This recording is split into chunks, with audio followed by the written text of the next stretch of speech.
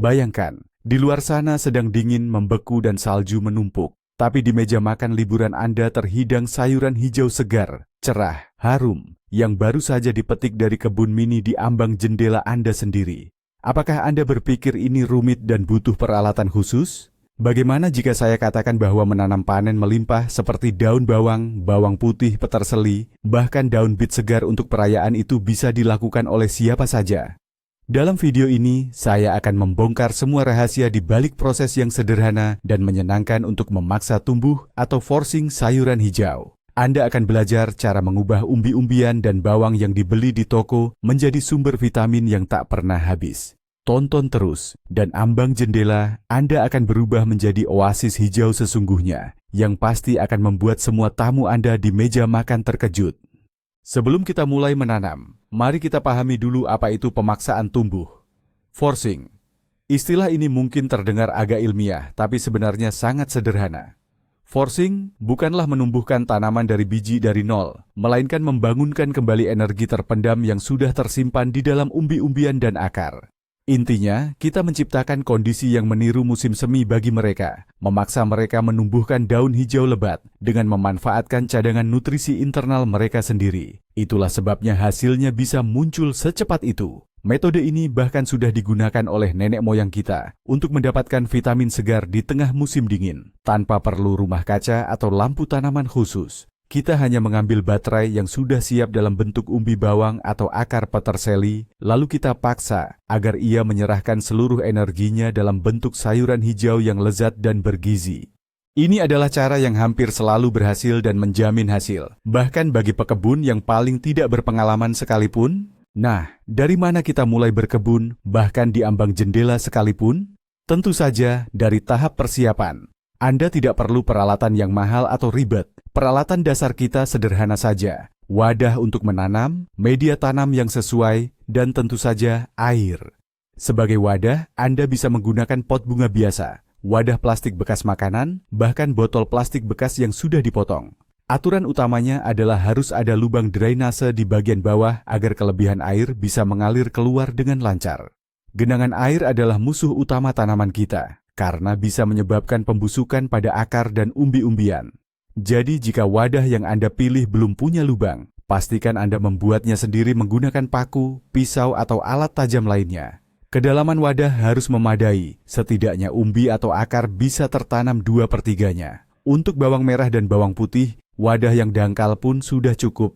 Tapi kalau untuk peterseli dan seledri, lebih baik gunakan wadah yang sedikit lebih tinggi. Segala sesuatu yang jenius itu sederhana, dan kegiatan berkebun rumahan kita ini juga tidak terkecuali. Komponen penting berikutnya adalah media tanam. Banyak pemula berkebun melakukan kesalahan fatal dengan langsung mengambil tanah dari halaman atau kebun mereka. Ini sangat tidak dianjurkan. Tanah seperti itu berpotensi mengandung larva hama dan spora penyakit yang sedang tidur. Ketika berada di kondisi ruangan yang hangat, mereka akan cepat aktif dan berpotensi menghancurkan seluruh hasil panen Anda. Pilihan yang paling aman dan mudah adalah membeli media tanam siap pakai yang universal, khusus untuk persemaian atau tanaman hias, di toko pertanian manapun. Media ini biasanya sudah steril, memiliki struktur yang gembur, dan komposisi nutrisi yang seimbang. Namun, jika Anda bersikeras ingin menggunakan tanah dari kebun sendiri, Anda wajib mensterilkannya terlebih dahulu. Caranya, Anda bisa memanaskannya di dalam oven atau membekukannya di balkon selama beberapa hari untuk membasmi semua penghuni yang tidak diinginkan. Pamti. Selain itu, Anda bisa meningkatkan kualitas struktur tanah dengan menambahkan sedikit vermikulit atau perlit. Komponen-komponen ini akan membuat media tanam menjadi lebih berongga dan mampu menyimpan kelembapan dengan baik, dan ini pasti sangat disukai oleh calon bibit hijau kita. Sekarang, mari kita bahas bintang utama di ambang jendela kita, bawang. Kelihatannya gampang, ya? Tinggal ambil bawang apa saja dan tanam. Tapi disinilah letak rahasia pertama untuk panen yang melimpah. Banyak orang berpikir, makin besar bawangnya, makin banyak daun bawang yang dihasilkan. Ini adalah mitos yang sangat populer.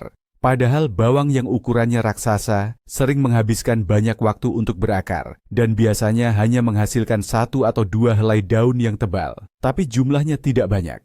Kandidat yang ideal adalah bawang berukuran sedang, padat. tidak ada kerusakan atau tanda-tanda pembusukan, dengan berat sekitar 40 hingga 60 gram. Yang paling penting, perhatikan jumlah titik tumbuhnya. Kadang-kadang di bawah kulit luar yang kering, kita bisa merasakan beberapa benjolan kecil yang padat. Itu adalah cikal bakal titik tumbuh Anda. Semakin banyak titik tumbuh ini, semakin rimbun rumpun daun bawang Anda. Varietas dengan banyak titik tumbuh, seperti Stuttgarter Riesen atau Besonovki, sangat ideal. Dan jika Anda melihat bawang tersebut sudah mulai bertunas dengan sendirinya, itu namanya jackpot. Jangan ragu, langsung ambil saja. Bawang itu sudah siap start dan akan menghasilkan daun bawang lebih cepat dari yang lain. Persiapan bibit bawang sebelum ditanam adalah ritual kecil, namun sangat penting, yang dapat mempercepat munculnya daun hijau hingga beberapa hari. Pertama, kita perlu membangunkan si cantik yang sedang tidur ini. Caranya, potong dengan hati-hati ujung kering bawang, sekitar 1 cm. Teknik sederhana ini akan membuka jalan bagi tunas hijau muda untuk keluar. Kedua, untuk mensterilkan bibit dan sekaligus merangsang pertumbuhan, rendam bawang dalam air hangat sekitar 40 hingga 50 derajat Celcius selama 20 hingga 30 menit. Anda bisa menambahkan beberapa kristal kalium permanganat ke dalam air hingga larutan berwarna merah muda pucat. Setelah mandi air hangat ini, bibit bawang akan lebih cepat terbangun dan mulai aktif membentuk sistem akar. Beberapa pekebun juga melepas lapisan luar kulit kering yang mengilap, tetapi ini tidak wajib. Yang terpenting, jangan sampai merusak tubuh bawang itu sendiri dan bagian dasar, yaitu tempat tumbuhnya akar. Langkah-langkah sederhana ini adalah jaminan Anda untuk mendapatkan awal pertumbuhan yang cepat dan serentak. Mari kita mulai menanam bawang. Ada 2 cara utama untuk melakukannya, menggunakan media tanah atau media air. Menanam di media tanah dianggap metode yang lebih baik. Alasannya, tanah memberikan nutrisi yang cukup pada umbi, sehingga daun bawang yang dihasilkan akan lebih renyah dan aromanya lebih kuat. Siapkan wadah atau pot. Di bagian dasar, taburkan sedikit lapisan drainase, misalnya kerikil, pecahan genteng, atau leca. Kemudian isi dengan media tanam. Jangan isi sampai penuh, sisakan sekitar 2 cm dari bibir wadah. Padatkan sedikit tanahnya, lalu siram media tanam tersebut dengan air hingga benar-benar basah.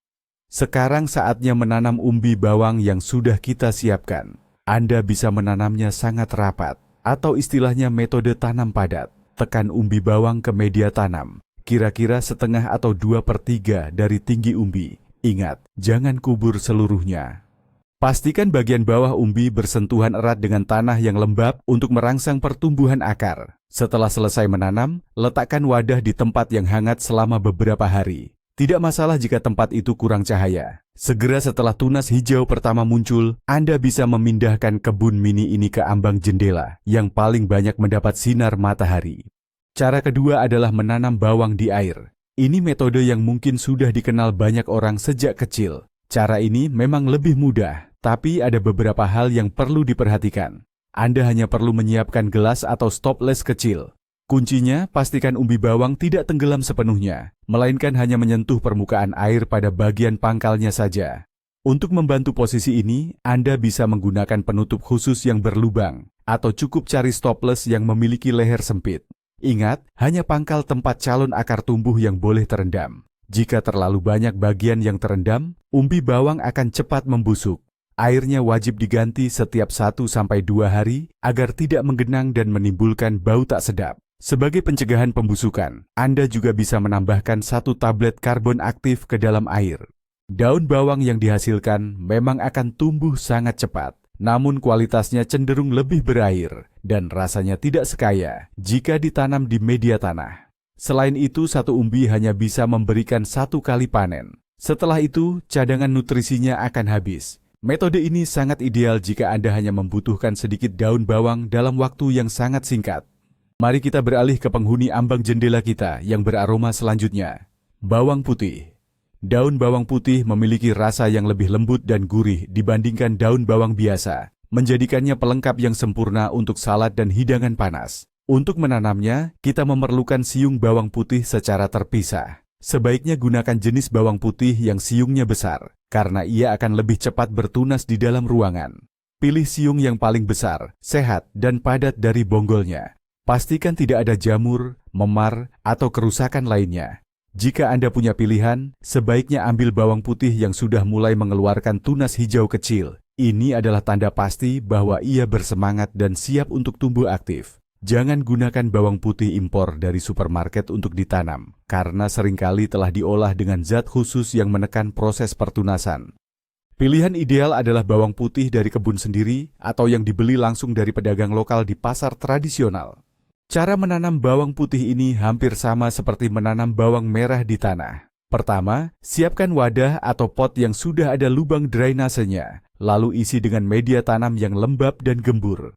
Siung bawang putih tidak perlu direndam atau dipotong sebelumnya. Cukup tancapkan siung ke dalam tanah sedalam 2-3 cm dengan jarak tanam beberapa sentimeter saja antar siung. Pastikan menanamnya dengan bagian dasar tempat akar tumbuh menghadap ke bawah dan ujung runcing menghadap ke atas. Dari ujung runcing inilah tunas hijau akan muncul. Setelah selesai menanam, Anda bisa menyiram media tanam sedikit lagi. Sama seperti menanam bawang, siung tidak perlu ditutup tanah sepenuhnya. Bagian ujungnya boleh dibiarkan terlihat sedikit di permukaan. Anda bisa menutup wadah tanam ini dengan plastik atau kantong untuk menciptakan efek rumah kaca dan mempercepat perkecambahan. Letakkan di tempat yang hangat.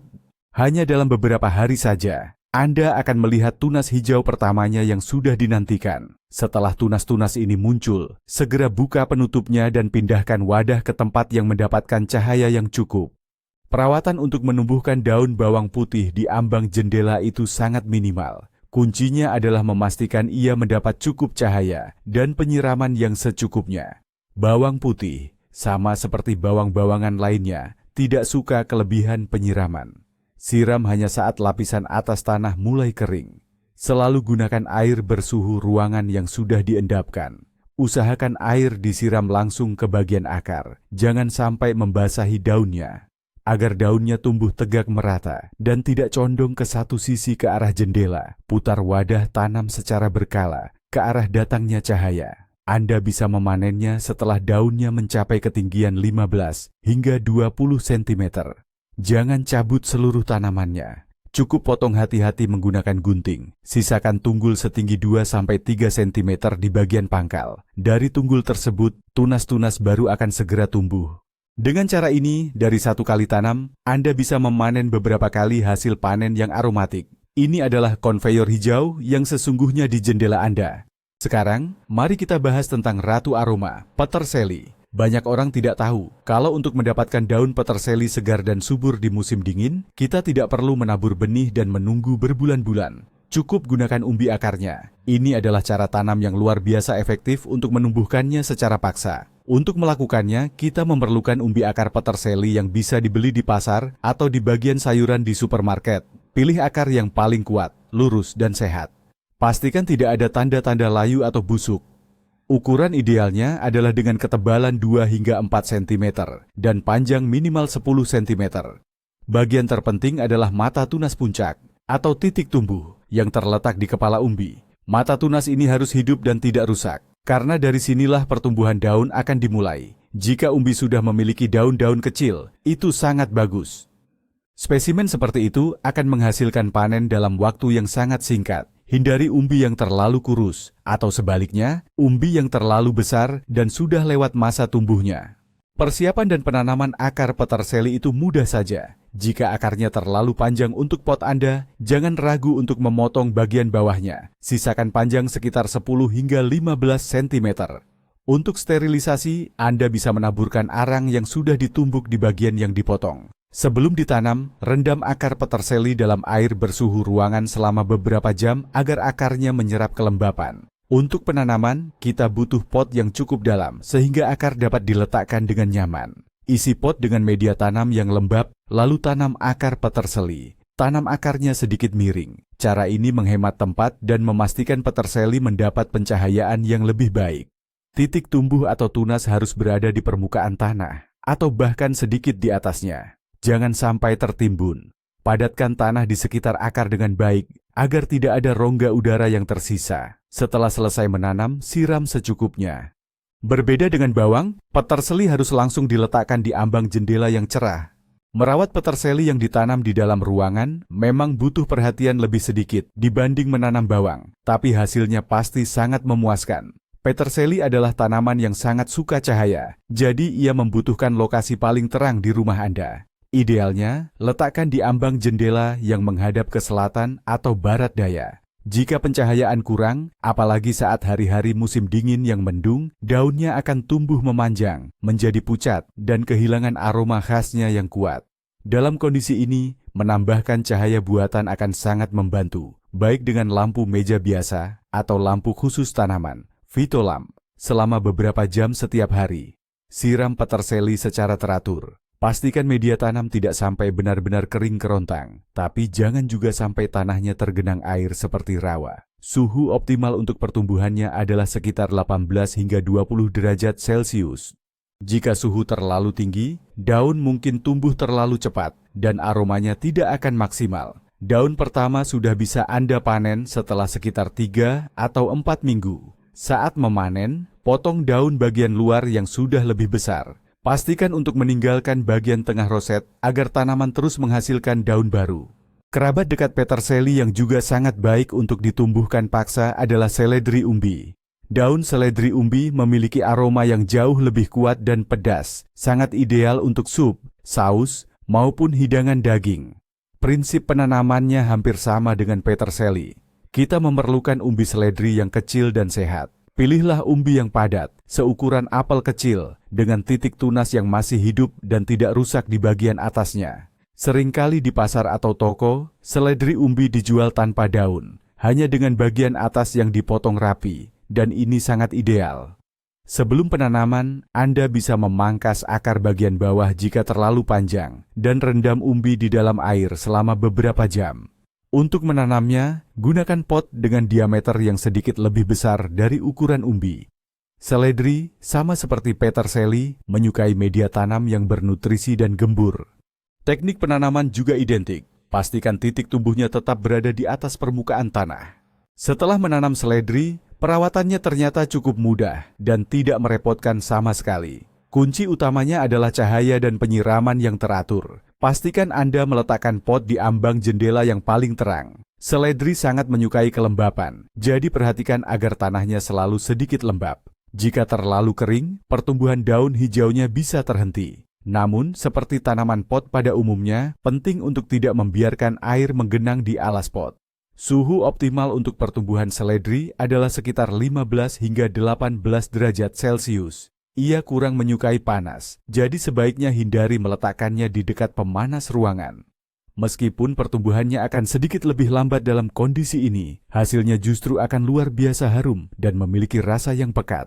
Daun-daun muda pertamanya sudah bisa dipanen dalam waktu 3-4 minggu. Paiteten di Pambau. Sama seperti saat Anda memanen peterseli, potonglah daun yang berada di bagian luar dan biarkan titik tumbuh di tengah agar tanaman bisa terus menghasilkan daun baru. Satu bonggol seledri seperti ini dapat terus memasok Anda dengan daun segar selama berbulan-bulan. Oke, inilah kejutan yang menarik. Tahukah Anda kalau beetroot biasa itu bisa menghasilkan sayuran hijau segar yang kita butuhkan? Kita mungkin terbiasa mengapresiasinya karena umbinya saja, padahal daun mudanya, atau yang biasa kita sebut pucuk beet, adalah harta karun vitamin dan mineral yang sesungguhnya. Rasanya mirip bayam atau mangold, dan sangat cocok untuk salad, sup, atau smoothie. Untuk menumbuhkannya, kita hanya perlu bagian atas dari umbi beet. Saat di toko, pilihlah beet yang ukurannya kecil, padat, dan berkulit halus. Akan lebih ideal lagi jika di bagian atasnya sudah terlihat tunas daun yang akan tumbuh. Sesampainya di rumah, gunakan pisau tajam untuk memotong bagian atas umbi dengan ketebalan sekitar 2-3 cm. Tutup inilah yang akan kita gunakan sebagai bahan tanam. Sisa bagian bawah beet bisa langsung Anda gunakan untuk membuat borscht atau vinaigrette. Ini benar-benar contoh produksi tanpa limbah yang efektif. Metode ini memungkinkan kita untuk mendapatkan manfaat maksimal dari satu jenis sayuran. Menanam pucuk atau mahkota beet, bagian atasnya adalah proses yang mungkin paling gampang dan sederhana yang bisa Anda lakukan. Pertama, siapkan piring, tatakan cangkir, atau wadah datar yang tidak terlalu dalam. Di dasarnya, Anda bisa melapisi dengan kapas, beberapa lembar tisu, atau menaburkan sedikit media tanam seperti tanah, pasir, atau bahkan serbuk kayu. Kuncinya, pastikan bahan tersebut mampu menahan dan menyimpan kelembapan. Basahi media dasar tadi dengan air hingga lembab merata, lalu letakkan saja potongan atas bit, pucuknya dengan posisi bekas potongannya menghadap ke bawah. Tekan sedikit agar menempel pada substrat. Anda bisa menanam beberapa mahkota bit ini dalam satu wadah. Tempatkan wadah tanam Anda ini di ambang jendela yang mendapat cukup cahaya. Itu saja. Tidak ada lagi hal rumit yang perlu Anda lakukan. Tugas Anda hanya satu, menjaga agar substrat tetap lembab secara konsisten. Jangan sampai kering sepenuhnya. Hanya dalam beberapa hari, dari bagian tengah pucuk akan mulai muncul daun-daun muda yang segar, berwarna merah marun cerah dengan urat-urat yang cantik. Selain bermanfaat, pemandangan ini juga sangat indah dan dekoratif saat dipajang di jendela Anda. Daun bit tumbuh sangat cepat. Hanya dalam waktu 1,5 hingga 2 minggu setelah penanaman, Anda akan mendapatkan daun-daun muda setinggi 10 hingga 15 cm yang sudah siap untuk dipanen. Anda bisa memotongnya dengan hati-hati menggunakan gunting atau cukup memetiknya saja. Semakin sering Anda memanen, pertumbuhan daun baru akan semakin aktif. Tentu saja, metode ini tidak akan menyediakan sayuran hijau untuk Anda sepanjang musim dingin, karena cadangan nutrisi dalam potongan kecil umbi bit ini terbatas. Biasanya, satu bonggol bit dapat berproduksi aktif selama 3 hingga 4 minggu. Setelah itu, sebaiknya Anda menggantinya dengan yang baru. Namun, mengingat betapa mudahnya metode ini dan seberapa sedikit ruang yang dibutuhkan, Anda bisa mengatur sistem panen hijau yang berkelanjutan dengan menanam bonggol baru setiap minggunya. Ini adalah cara yang fantastis untuk menambah warna cerah dan nutrisi bermanfaat ke dalam menu musim dingin Anda tanpa perlu banyak usaha sama sekali.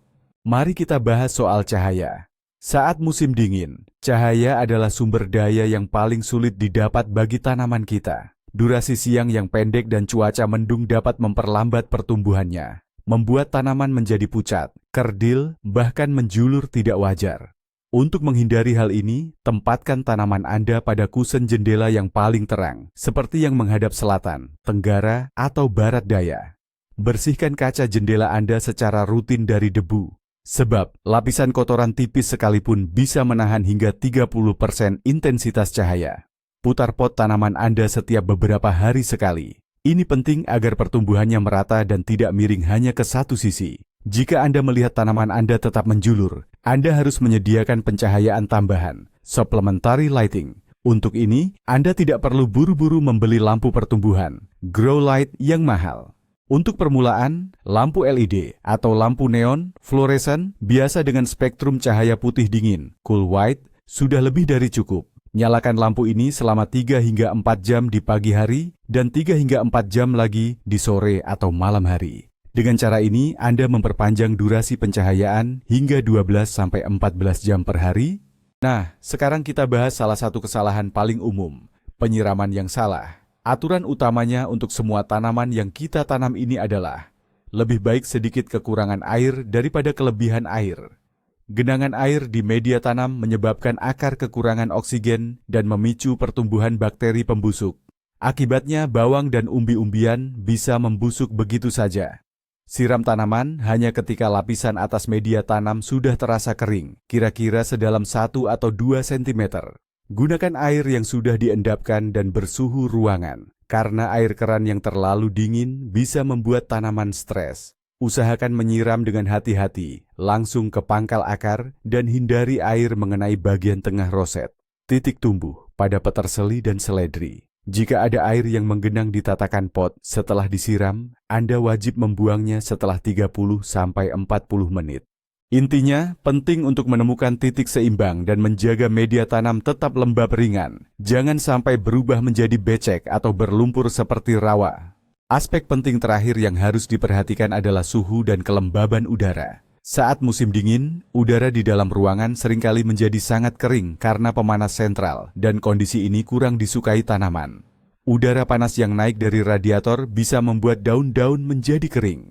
Untuk menciptakan kondisi yang lebih nyaman, Anda bisa meletakkan wadah berisi air di dekat tanaman, atau secara berkala menyemprotkan air di sekitar tanaman dengan sprayer.